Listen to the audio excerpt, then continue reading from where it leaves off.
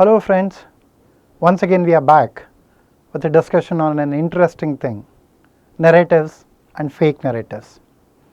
This becomes very interesting and important, especially given the election seasons. Let me take you through a very small interesting example. Have a look at this slide. This slide tries to come up with a number of the middle class in India.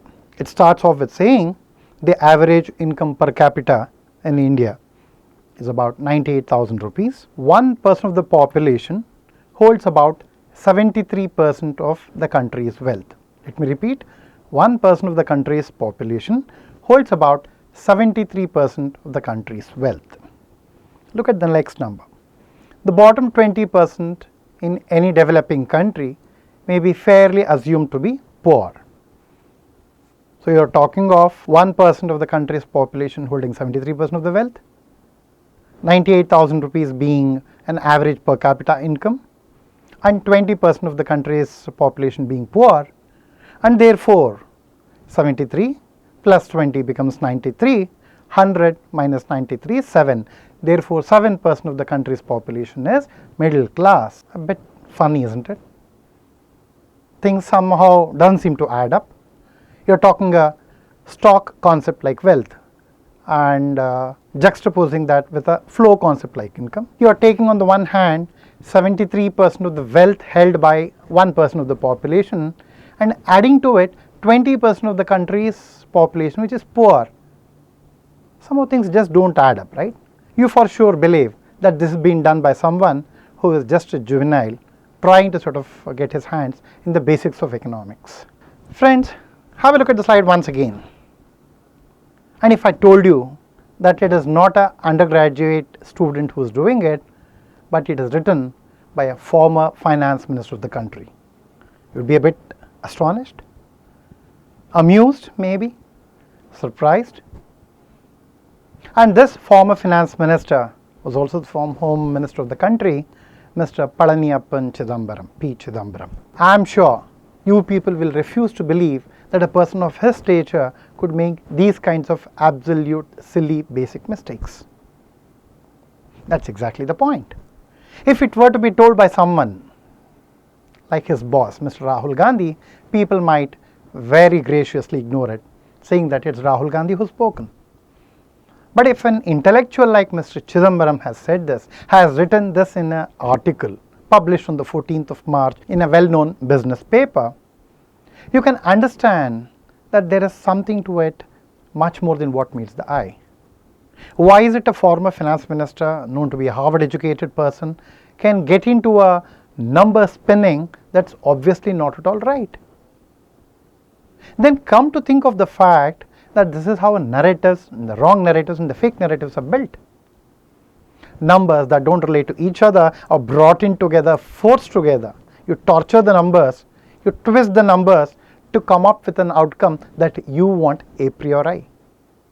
No wonder it was the same Mr. Chidambaram who, as an income tax officer, put it across very, very graciously, had a crores and crores of income generated out of agriculture. How? He grew cabbages in his pots in the terraces of his house. Come to think of it, the same Mr. Chidambaram knew how to get the money round and round and round about, but the ED was too smart for him.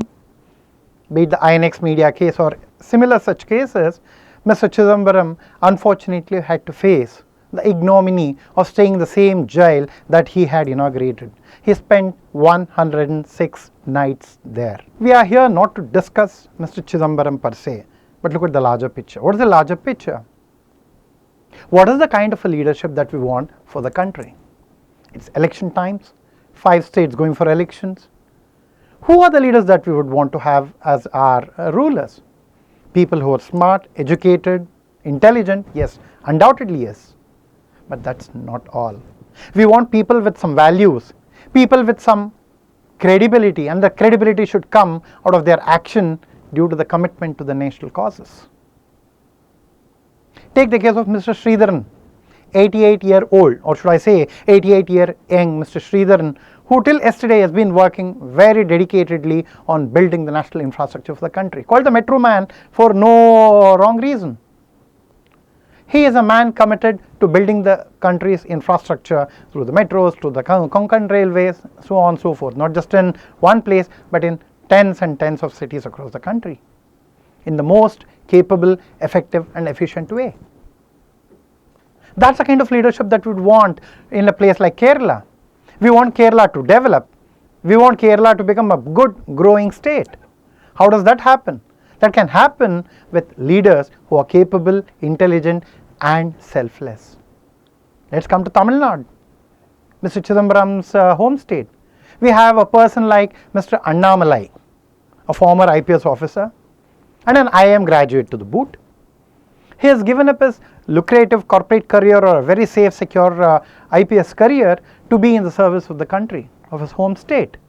These are the kind of people, these are the kind of leaders who are not only smart and intelligent and wise, but are also selfless, that is required for the country. It's one thing to have a Palaniyappan Chidambaram speak impeccable English, be Harvard educated, but spin the numbers to his advantage. But more important, the country needs are people who are dedicated to the country's cause, who are selfless to that extent that they can put the country's interest above theirs. Coming back to the same narrative, the whole intent of the article Mr. Chidambaram wrote was not just about arriving at the middle class, which in itself was fudged, muddled and intentionally confusing. More important was his views on that. The views that the middle class are not contributing to the country's progress.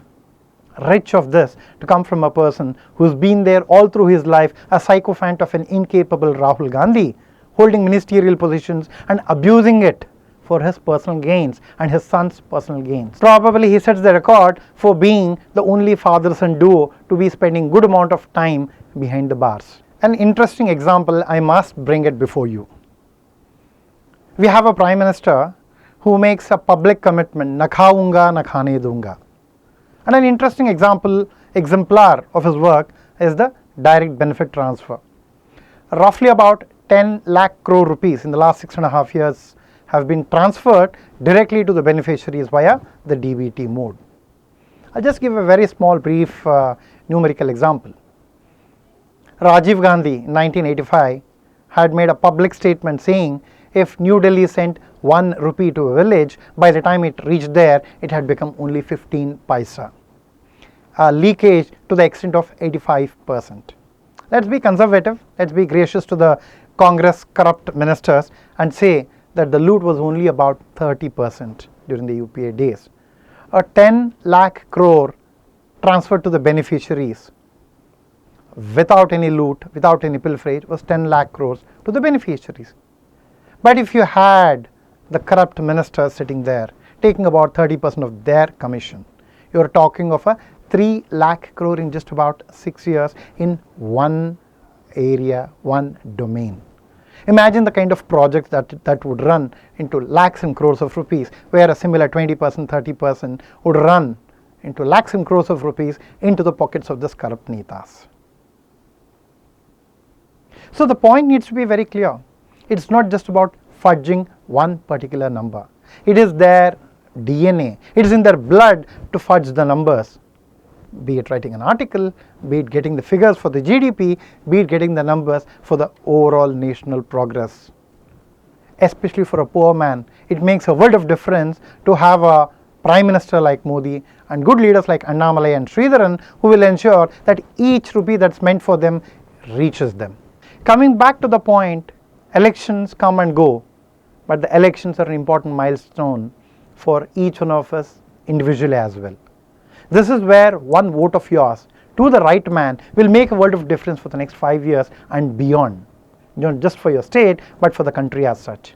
We are here to build a strong nation. We are here to build a credible nation. And the only way to do this is bring good people to power. You have a Metro Man, Sridharan as an example. You have an Annamalai as an example. And let Chidambaram be a warning and let these two great role models be examples. Goodbye.